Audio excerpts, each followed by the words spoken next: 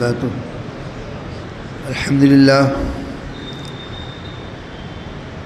الحمدللہ رب العالمین والعاقبۃ للمتقین والصلاة والسلام علی رسولہ النبی الکریم وعلی آلہ وصحبہ واہل بیتہ وازواجہ وذریاتہ اجمعین، اما بعد فاعوذ باللہ من الشیطان الرجیم، بسم اللہ الرحمن الرحیم۔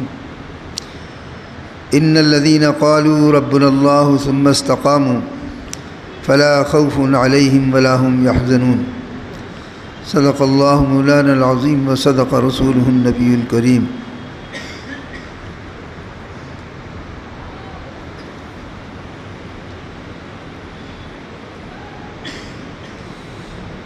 ثم استقاموا، پھر اس پر وہ جم کر رہے، اس پر استقامت اختیار کی۔ فلا خوف علیہم ولا هم يحزنون، تو پھر انہیں نہ کوئی خوف ہوگا اور نہ کوئی غم ہوگا، نہ ان کے لیے خوف ہے نہ ان کے لیے غم ہے۔ ایک لائن کی آیت مبارکہ ہے، لیکن حقیقت یہ ہے کہ یہ ہماری پوری زندگی کو طے کر دیتی ہے۔ صرف دنیا کی ہی زندگی نہیں بلکہ دنیا کی سے لے کے آخرت تک کی زندگی کو بھی طے کر دیتی ہے، اور آخرت کے جو معاملات ہیں ان کو بھی طے کر دیتی ہے کہ پھر ہمارے ساتھ آخرت میں کیا معاملات ہوں گے۔ ان الذین قالوا ربنا اللہ ثم استقاموا، بے شک وہ لوگ کہ جنہوں نے یہ کہا کہ ہمارا رب اللہ ہے۔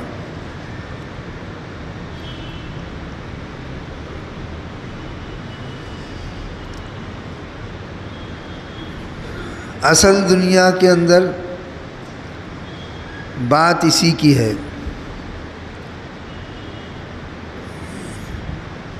کہ ایک اللہ کیوں کہتے ہیں؟ اللہ ایک کیسے مان لیں؟ اتنے سارے کام، ہوا چلانا، ہواؤں کا رخ بدلنا، موسم کی تبدیلی کرنا، سردی کا موسم لانا، گرمی کا موسم لانا، لوئیں چلانا، پھلوں کے پکنے کا انتظام کرنا، کھیتیوں کے پکنے کا انتظام کرنا، انسانوں کے لیے آکسیجن کا انتظام کرنا، پودوں کے لیے کاربن کا انتظام کرنا، پہاڑوں کی دیکھ ریکھ، ان کو ڈھہنے سے گرنے سے بچانا۔ خود نہیں بچتے ہیں یہ پہاڑ، آپ سمجھتے ہیں کہ پہاڑ تو کھڑے ہوئے ہیں، ان کو کیا بچانا؟ آپ آج کل تو آئے دن دیکھ رہے ہیں کہ پہاڑ ریزہ ریزہ ہو کر خود ہی بہہ رہے ہیں۔ پہاڑوں کی دنیا کو دیکھیے، کل ہی کسی جگہ تک کا دکھا رہے تھے کہ جیسے اوپر سے ریت چھوڑ دی گئی ہو، جیسے پانی بہتا ہے اس طرح سے پہاڑ بہہ رہا تھا۔ تو پہاڑ خود بخود نہیں رکے ہوئے ہیں، انہیں بھی کوئی روکنے والا ہے۔ تو پہاڑوں کا روکنا، دریاؤں کا بہانا، سمندروں کو کنٹرول رکھنا، ورنہ یہ موجیں مارتی ہوئی جب ان کے اوپر سے ذرا سا کنٹرول ختم کر دیا جاتا ہے تو یہ طوفان بن کر شہروں کو تباہ کر دیتے ہیں۔ طوفان آ جاتے ہیں، سمندر بڑے بڑے جزیروں کو اپنے اندر ہضم کر لیتا ہے، آس پاس کی آبادیوں کو تباہ کر دیتا ہے۔ وہ زمین کے اوپر تو اپنی جگہ پر ہے، زمین کے اندر نیچے جو لاوا کھول رہا ہے اسے کنٹرول کیا جا رہا ہے، اور جب اس کے اوپر سے تمہاری ہماری عبرت کے لیے کنٹرول ہٹا دیا جاتا ہے جاپان یا ادھر ادھر کی جگہوں پر کہیں پر سے ذرا سا ڈھکن ہٹا دیا جاتا ہے تو لاوا ایسا ابلتا ہے کہ آس پاس کے شہروں کو تباہ کر دیتا ہے۔ پانی کا برسانا، پھلوں کا پکانا، کھیتیوں کا پکانا، ہواؤں کا چلانا، انسان کی زندگی کے انتظامات کرنا، جانوروں کا انتظامات کرنا، یہ سب ایک خدا کیسے کر لے گا؟ اصل بات یہ ہے، اتنے سارے کام، سورج کا نکالنا، سورج کا وقت غروب کرنا، چاند کا نکلنا، چاند کا ڈبونا، چاند کو اپنی منزلوں پر چلانا، آج پہلی تاریخ ہو گئی، آج 2 تاریخ ہو گئی، آج 3 تاریخ ہوگی، چاند کے ذریعے سے ہم یہ سب دیکھتے ہیں۔ تو چاند اپنی منزلوں پہ چل رہا ہے، سورج اپنی منزلوں پہ چل رہا ہے، ستارے اپنی منزلوں پہ چل رہے ہیں، سیارے سب اپنی اپنی جگہ کام کر رہے ہیں۔ یہ سب خود یوں ہی نہیں ہو رہا ہے، کل فی فلک یسبحون، سب اپنے اپنے دائرے میں تیر رہے ہیں۔ لا الشمس ينبغي لها ان تدرك القمر، سورج کی یہ مجال نہیں ہے کہ وہ رفتار تیز کر کے چاند کو پالے یا رفتار کو دھیمی کر کے زمین سے ٹکرا جائے۔ لا الشمس ينبغي لها ان تدرك القمر، سورج کی یہ مجال نہیں ہے کہ وہ چاند سے ٹکرا جائے، اس کو پالے۔ تو یہ اتنے سارے کام، بات یہی سمجھ میں نہیں آ رہی ہے، اور اسی بات کو سمجھنے کی ضرورت ہے۔ انسان ہے ہم، اللہ تعالیٰ نے ہمیں انسان بنایا ہے، ہر شخص انسان ہے، ہر انسان کو اللہ تعالیٰ نے دماغ دیا ہے، فکر دی ہے، سوچنے سمجھنے کا مادہ دیا ہے، وہ سوچے سمجھے، فکر کرے کہ یہ سب کیسے ہو رہا ہے۔ خود بخود تو نہیں ہو رہا، خود بخود کوئی چیز کچھ نہیں ہوتا ہے، اگر خود بخود ہوتا تو آپ تک سب معاملہ ٹکرا جاتا۔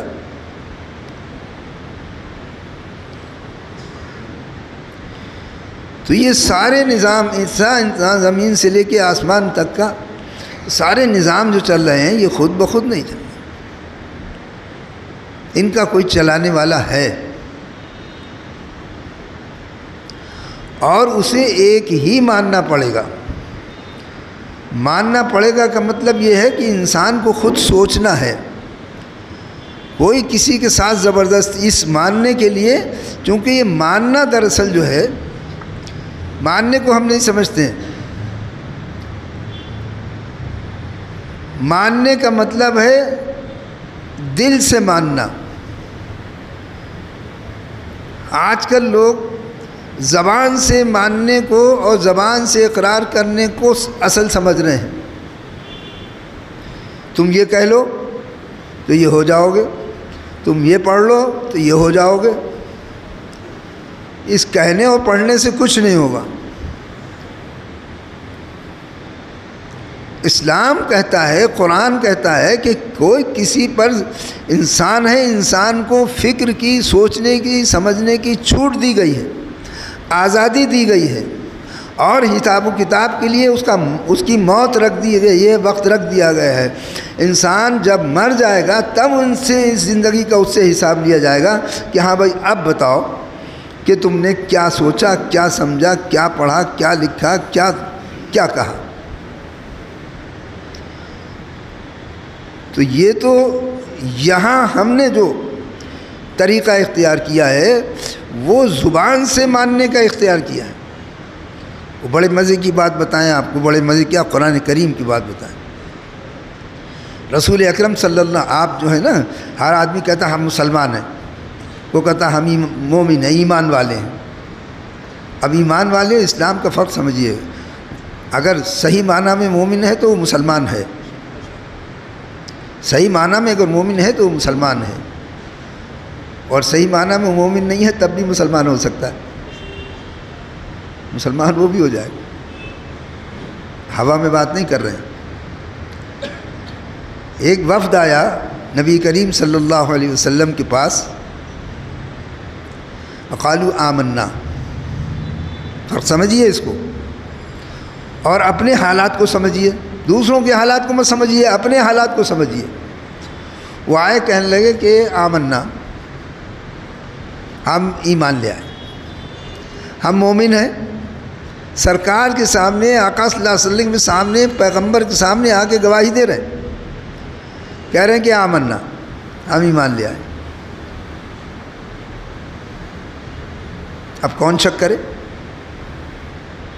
دل کی کیفیت کو کون بتائے؟ وہی نازل ہوئی کہ ان سے کہیے کہ یہ مت کہو کہ ہم ایمان لے آئے۔ قل، اے پیغمبر ان سے کہہ دیجئے کہ لم تؤمنو، تم ایمان نہیں لائے۔ دعویٰ کر رہے ہو، کہہ رہے ہو ایمان لائے، تم ایمان نہیں لائے۔ لم تؤمنو، ان سے کہہ دو۔ کیوں بھائی؟ پھر کیا ہوگا؟ پھر کیا کہیں؟ ولیکن قولوا اسلمنا، یہ مت کہو ہم آمنا، بلکہ یہ کہو کہ ہاں اسلمنا، ہم اسلام لے آئے۔ کیا مطلب؟ اسلام کے معنی ہے ظاہری اطاعت و فرما برداری، اور ایمان کے معنی ہے دل کے اندر سے اس کی تصدیق کرنا، یہ ایمان ہے۔ اگر دل سے تصدیق نہیں ہے تو مومن نہیں ہے۔ ظاہری اعتبار سے اگر پورے طور پہ کر رہا ہے تو وہ مسلمان ہے۔ کہا یہ کہو قولوا اسلمنا، کیوں کہو ایسا؟ کیوں کہو ایسا؟ کہا اس لیے کہو کہ ولما يدخل الایمان فی قلوبکم، اس لیے کہ تمہارے دلوں میں ابھی ایمان راسخ نہیں ہوا، تمہارے دلوں میں ایمان گھر نہیں کرا ہے، اس لیے تم ایمان یہ نہ کہو بلکہ یہ کہو اسلمنا، ہم مسلمان ہو گئے۔ اور وَإِن تُطِيعُوا تَهْتَدُوا، اگر تم اطاعت و فرما برداری کرتے رہو گے تو کامیاب ہو جاؤ گے، ہدایت پا جاؤ گے، کوئی بات نہیں، رہو۔ ہمیں اسی بات پہ آج غور کرنا چاہیے کہ ہماری کیا حالت ہے۔ آج یہ جو ہے کہ یہ کہہ لو یہ ہو جائے گا، یہ کہہ لو یہ کہہ لو، یہ نعرہ لگا لو، یہ الفاظ بول دو، یہ سب کچھ نہیں ہے۔ اصل چیز ہے دل کی تصدیق۔ اس لیے اسلام نے سب سے پہلے اعلان کر دیا کہ ایمان تو لاؤ، لیکن لا اکراہ فی الدین، دین کے بارے میں کسی پر زبردستی دین کو تھوپا نہیں جائے گا، دین کے بارے میں کسی کے ساتھ زبردستی نہیں کی جائے گی، کسی کو زبردستی کلمہ نہیں پڑھایا جائے گا، کسی کو زبردستی مسلمان نہیں بنایا جائے گا۔ لا اکراہ فی الدین، دین کے اندر کوئی زبردستی نہیں ہے۔ فمن شاء فلیؤمن ومن شاء فلیکفر، جس کا جی چاہے قبول کرے، جس کا جی چاہے قبول نہ کرے۔ اگر ساری دنیا مل کر اللہ کو ایک مان لے گی تو اللہ کے ایک ہونے پر کوئی فرق نہیں پڑتا۔ اگر ساری دنیا مل کر اللہ کا انکار کر دے تو اللہ کی ذات پر کوئی فرق نہیں پڑتا۔ وہ وحدہ لا شریک ہے، وہ اللہ الصمد ہے، وہ بے نیاز ہے۔ واللہ غنی عن العالمین، اللہ تمام جہانوں سے بے پرواہ ہے، اسے تمہاری کوئی پرواہ نہیں۔ اسے نوح علیہ السلام کی پوری قوم کو تباہ کر دیا، غرق کر دیا، ڈبو دیا، ساری قوم تباہ کر دی۔ پیغمبر کے ساتھ کچھ لوگ باقی تھے، انہیں چھوڑ دیا، اور جو پیغمبر کی بات مان رہے تھے انہیں چھوڑا اور باقی کو ختم کر دیا، اور اس میں کسی انسان کی زیادتی نہیں تھی۔ نوح علیہ السلام کی قوم کو ڈبونے میں کسی انسان کا ہاتھ نہیں تھا، نوح علیہ السلام کا ہاتھ نہیں تھا، نوح صلی اللہ علیہ السلام کے ساتھیوں کا ہاتھ نہیں تھا، یہ آسمانی تباہی تھی جو ان پر آ گئی۔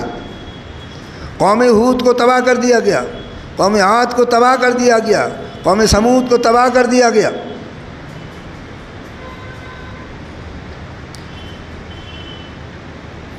تو یہ تو تمہارے اوپر ہے. فمن شاء فلیؤمن ومن شاء فلیکفر، جس کا جی چاہے ایمان لائے، جس کا جی چاہے ایمان نہ لائے.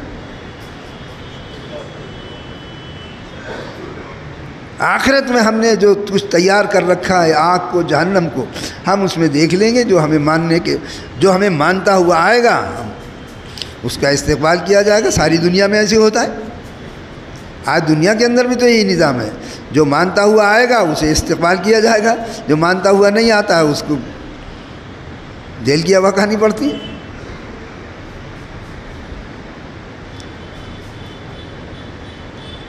تو یہ اصل لفظ یہی ہے. جنہوں نے یہ کہا کہ ہمارا رب اللہ ہے، یہ ایک لفظ ہے. اللہ کہہ دینا آسان ہے، لیکن اس کے جو تقاضے ہیں ان کو زندگی بھر پورا کرنا ہے. امام غزالی رحمۃ اللہ علیہ فرماتے ہیں کہ انسان کی نجات کے لیے ساری زندگی میں ایک سجدہ کافی ہے. آپ سوچ رہے ہوں گے کہ بھائی خواہ اتنی نمازیں پڑھ رہے ہیں، بلا وجہ رات دن دائیں دوں کرے جا رہے ہیں. رمضان آتا ہے مار 40 رکعت پڑھ رہے ہیں. کیا ہے جب ایک سجدہ کافی ہے تو؟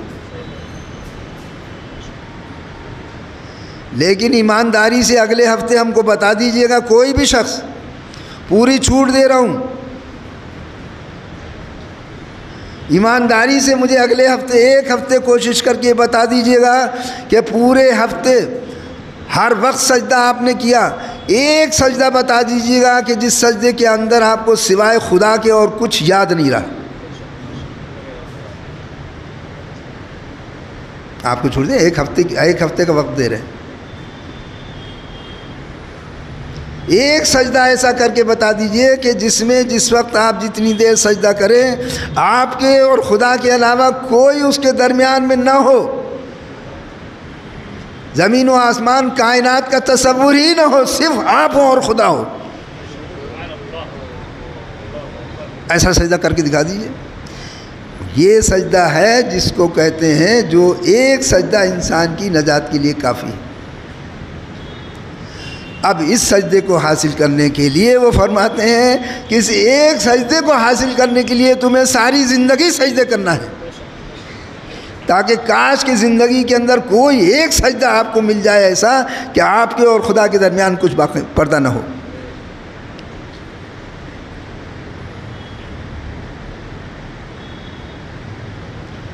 تو نجات کے لیے تو ایک سجدہ ہی کافی ہے، لیکن اس کے تقاضے پھر ہوتے ہیں. جس نے یہ کہا کہ ہمارا رب اللہ ہے، کہہ تو دیا اللہ ہے، اور اس کو کہنا دل سے ہوگا. ہمارے یہاں اسی لیے اسلام کو کہا جاتا ہے کہ اقرار باللسان و تصدیق بالقلب. زبان سے اقرار کرنا اور دل سے اس کی تصدیق کرنا. زبان سے اقرار کر لیا، دل سے تصدیق نہیں ہے تو مومن نہیں. دل سے تصدیق کر لیے اور پھر اس کے تقاضے پورے نہ کیے تو پھر بھی وہ مومن تو ہو جائے گا، لیکن مسلمان تو فرما برداری کا نام ہے. مسلمان نہیں ہو پائے گا. مسلمان وہ ہوگا کہ جو پوری فرما برداری کرے. اسلام کے معنی ہی ہے اطاعت و فرما برداری کردہ. فرما برداری کے ساتھ اپنی غلامی کا اقرار کر کے گردن کو جھکا دینا رب کے سامنے، اس کا نام اسلام ہے. اب ہمیں اپنے آپ کو دیکھنا چاہیے. ہر آدمی اپنے آپ کو جانچے اور دیکھے کہ وہ کتنا بڑا فرما بردار ہے. خالی نماز ہی کا نام تھوڑی اسلام ہے. نماز تو 5 وقت آپ کو ٹریننگ دیتی ہے. نماز تو آپ کو یہ بتاتی ہے کہ غرور و تکبر سے باز رہو، اونچ نیچ کو ختم کر دو، کالے گورے کا فرق ختم کر دو، اونچ نیچ کو ختم کر دو.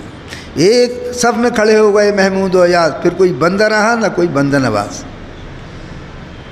یہ اسلام کا نظام ہے. یہ پہلی صف کے اندر اگر کوئی رکشے والا آ کے بیٹھ جاتا ہے اور وہ صف بھر جاتی ہے، اس کے بعد علاقے کا کوئی امیر ترین انسان بھی اگر آتا ہے تو اس کو یہ مجال نہیں ہے، یہ حکم نہیں ہے کہ اس رکشے والے مزدور سے یہ کہے کہ تو پیچھے ہٹ جا، میں آگے بیٹھوں گا۔ یہ اسلام ہے، اسلام اس کا نام ہے۔ تو ہم نے اسلام کو سمجھا ہی نہیں، ہم سمجھ ہی نہیں رہے، اسلام کو ہم سمجھ ہی نہیں رہے، ہم نے مذاق بنا رکھا ہے، ہم کچھ کام نہیں کر رہے ہیں، ہفتے میں ایک دن نماز پڑھ لیں ہم اپنے آپ کو مونچھوں پہ تاؤ دیتے ہیں ہم مسلمان ہیں۔ یہ تو یہودیوں کا کام ہے۔ عیسائیوں کے چرچ میں دیکھو، ہفتے میں ایک دن اتوار کے دن جاتے ہیں عبادت کرنے۔ یہودیوں کے صوامع میں دیکھو جا کے، ان کی عبادت گاہوں میں دیکھو، ہفتے میں ایک دن انہوں نے سنیچر کا دن رکھا ہے، انہوں نے اتوار کا دن رکھا ہے۔ وہ سنیچر کے دن عبادت کرتے ہیں، وہ اتوار کے دن عبادت کرتے ہیں، ہفتے میں ایک دن تو انہوں نے طے کر رکھا ہے۔ آپ کے لیے تو ہے ان الصلاۃ کانت علی المؤمنین کتابا موقوتا، مومنین کے اوپر تو وقت وقت کر نماز فرض کی گئی ہے، دن میں 5 وقت کی نماز فرض ہے، ہفتے میں ایک دن کی نماز فرض نہیں ہے۔ ایک دن تو اس لیے رکھا گیا ہے تاکہ سب جمع ہو جائیں، ایک دوسرے کے حالات کو دیکھیں، ایک دوسرے کو سمجھیں، اپنے اندر سے غرور و تکبر کو ختم کریں، خدا کی بارگاہ میں آ کے اپنے آپ کو بھول جائیں، بندگان خدا کو دیکھیں، ضرورت مندوں حاجتوں کو دیکھیں۔ ایسا تمہارا کوئی پڑوسی اگر لڑکتا پھڑکتا بیمار آ رہا ہے تو اس کی تمہیں پتہ نہیں ہوگا، تو مسجد میں آئے گا، وہ دیکھو گے تو تم اس کی دیکھ بھال کرو جا کے۔ نماز مسجد میں تو اس لیے بلایا جاتا ہے، خدا تو سب جگہ ہے، کوئی ضرورت نہیں ہے خدا کو مسجد میں بلانے کی، خدا تو تمہارے گھر میں بھی سن لے گا وہاں، خدا کے سننے کے لیے مسجد میں تھوڑی آنا ہے۔ مسجد میں اس لیے آ جاتا ہے تاکہ تم آپس میں محبت کے ساتھ رہو، آپس کے تعلقات کو قائم کرو، اور یہی انہی حقوق کا نام اسلام ہے۔ یہ حقوق ایک دوسرے کے بھی ہیں۔ حضور اکرم صلی اللہ تعالی وسلم تو نے فرمایا کہ جانوروں کے بھی حقوق ہیں، مزدوروں کے بھی حقوق ہیں۔ جانوروں کو بھرپور کھانا دو، جانوروں کے بوجھ سے طاقت سے زیادہ ان کے اوپر بوجھ مت لا دو، ان سے سامان زیادہ مت لدواؤ، مزدور سے طاقت سے زیادہ کام نہ کرو، اگر زیادہ بھاری کام ہے تو تم خود اس کے ساتھ لگو، اس کا پسینہ خشک ہونے سے پہلے اس کی مزدوری دے دو۔ یہ بھی تو اسلام ہے۔ صرف ایک وقت نماز پڑھنے کے بعد مسلمان ہونے کا دعویٰ تھوڑی ہوگا، یہ کون کرے گا؟ جانوروں کے حقوق بھی بتائے، آپ نے راستوں کے بھی حقوق بنائے۔ آج راستوں کے اوپر کتنی مصیبتیں آ رہی ہیں، راستوں میں کچھ مصیبتیں جو آ رہی ہیں، اس کا چھجا گرایا جا رہا ہے، اس کا چبوترا گرایا جا رہا ہے، اس کا یہ گرایا جا رہا ہے، اس کا یہ کیوں ہو رہا ہے؟ غلطی آپ کی بھی ہے۔ اور جب ظلم کی دائیں چلتی ہے تو پھر تو سبھی پستے ہیں، وہ تو اسے چھوڑیے۔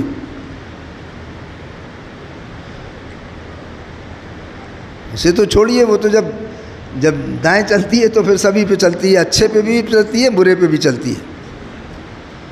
لیکن وہ اچھے پستے ہیں بروں کے چکر میں، وہ اچھے جو ہیں بروں کے چکر میں پستے ہیں۔ تو راستے کے تجاوزات ہیں، راستے کے حقوق ہیں۔ آپ نے فرمایا راستوں کو تنگ مت کرو، راستوں میں پیشاب پخانہ نہ کرو۔ درختوں کے حقوق ہیں، ان کی جڑوں میں پیشاب نہ کرو، اس میں لوگ سائے میں بیٹھتے ہیں، اس کے ان کی جڑوں کو خراب نہ کرو۔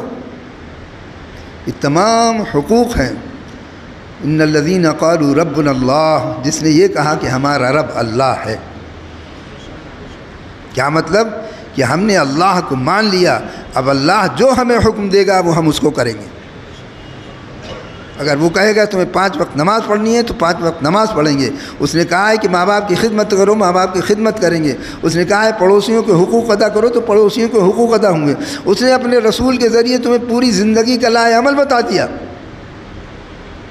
تم نے یہ کہا کہ ہمارا رب اللہ ہے تو ان سب چیزوں کو تم کو ماننا پڑے گا، اور صرف ماننا ہی نہیں، ثم استقاموا، پھر اس کے اوپر استقامت اختیار کرو۔ یہ نہیں کہ ایک بار کر دیا، بار بار اسے کرنا ہے۔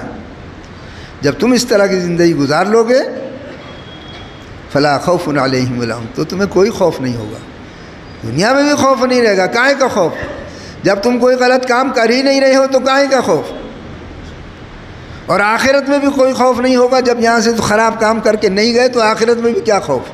تو نہ دنیا میں خوف ہوگا نہ آخرت میں خوف ہوگا، نہ یہاں غم ہوگا نہ وہاں غم ہوگا۔